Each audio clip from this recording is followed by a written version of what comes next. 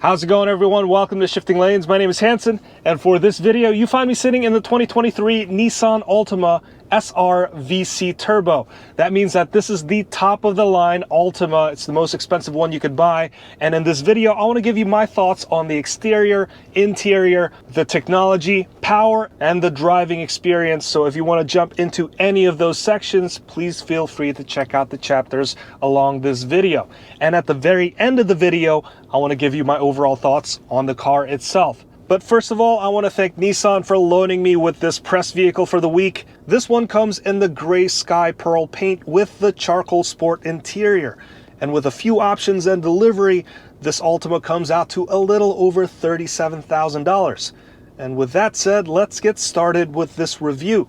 The 2023 Nissan Altima gets a minor facelift on the front end. This one gets a restyled grille that looks more aggressive, and it's also displaying the fresh new Nissan badging. All SR models will have the red contrast badging, which indicates the more sporting nature of the SR models compared to the S, the SV, and the SL trims. This revised bumper gets a stylish black chrome finish, and then the garnish areas are a bit larger and more expressive compared to last year. If you get the SL trim, you can find fog lights in this area. Moving around to the side, not much has really changed. You still have the floating roof design. There's nice character lines along the side. And all Altimas, except for the SL trim, will get blacked out side mirror caps. And with a strange design twist, even though you find the black chrome finish on some portions of the bumper, you don't find it on the side. Instead, you get this traditional shiny chrome finish, which is very odd. However, my favorite part of the SR, and you can only get this in this VC Turbo trim, is the wheel design. I think this is a very good stock wheel. They're the same diameter as the other SR models at 19 inches, but I think this design is far superior.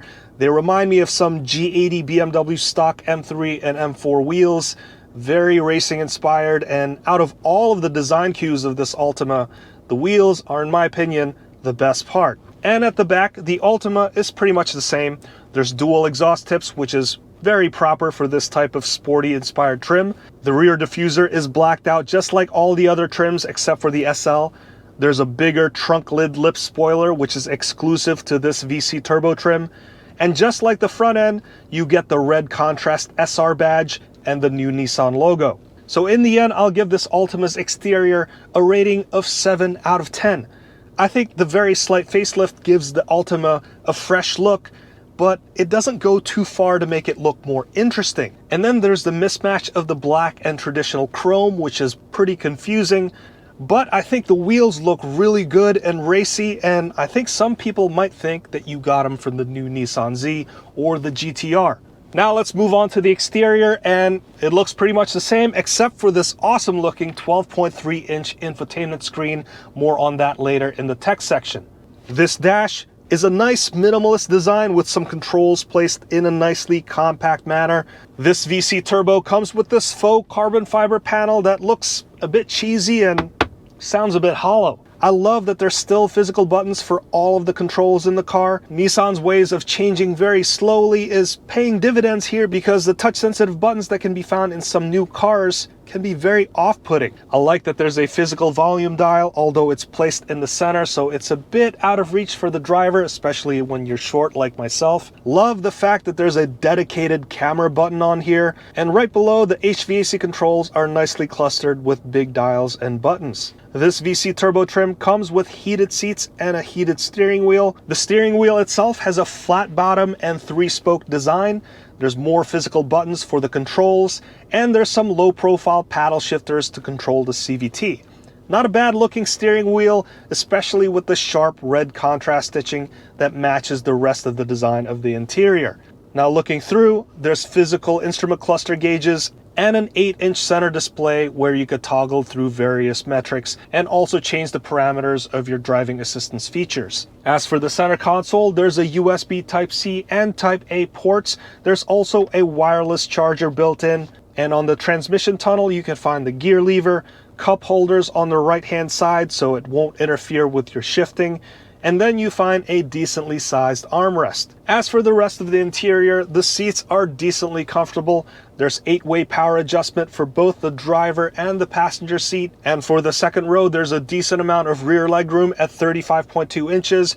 And with 54.5 inches of hip room, it'll give slightly more space for the person in the middle seat to be comfortable. Overall, the interior material quality is not bad for this price point, with some pieces looking and feeling a bit on the economy side. As for cargo space, the trunk is pretty big at 15.9 cubic feet. It's also pretty deep, so if you've got strollers, you can just put them straight in rather than setting it sideways. I also like that there's some built-in hooks for your grocery bags. And when you fold the 60/40 split rear seats down, you'll have up to 58.8 cubic feet. Unfortunately, I don't like how these seats don't fold completely flat, and you can only unlatch the seats from the trunk, and then you have to move to the second row to complete that move, which can be pretty inconvenient. So I'll give the Altima's interior a rating of 7 out of 10 because there's a good amount of usable space with some thoughtful ergonomics, and overall it's still just a very average interior. Now let's move on to the technology, and the new piece of equipment here is the 12.3-inch infotainment touchscreen display. This is a pretty good display, and I like the layout of the home screen. The design in general looks more modern, and the performance isn't too bad. You can customize the screen, you can add pages, and also shortcuts. There's also wireless Apple CarPlay and wireless Android Auto built in, and I consider that to be the best in-car technology that you could have right now. And this unit also comes with built-in navigation in case you don't want to use your phone's navigation. And as for the stereo system, this comes with a 9-speaker Bose audio system.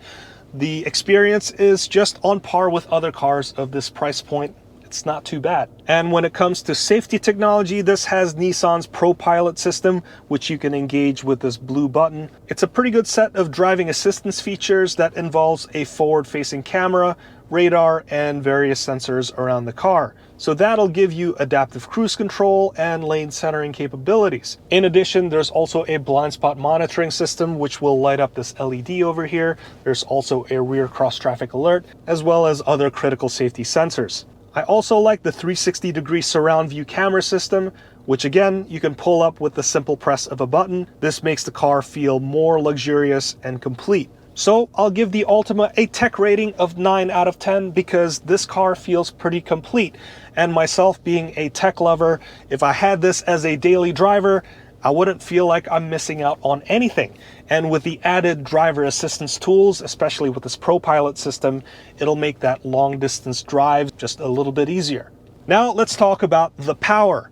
The VC turbo trim is a 2-liter turbocharged 4-cylinder engine that makes 248 horsepower and 273 pound-feet of torque when you're using 93 octane fuel. This is definitely my engine of choice if I had to pick between this or the more fuel-efficient 2.5-liter naturally aspirated 4-cylinder engine that only makes 188 horsepower and 180 pound-feet of torque. In terms of fuel efficiency, that should get you about 2 to 3 miles per gallon better across the board. With a non-luxury mid-size sedan, anything under the 200 horsepower mark is going to feel a tad slow, but it will serve you perfectly well for a commuter car. If you want to have a little bit more fun, or if you enjoy the act of driving, anything near the 250 to 300 horsepower mark is a good target. 0 to 60 in the VC Turbo can be done in the high 5 to low 6 second range, and that's a good mark to hit considering what this car is all about.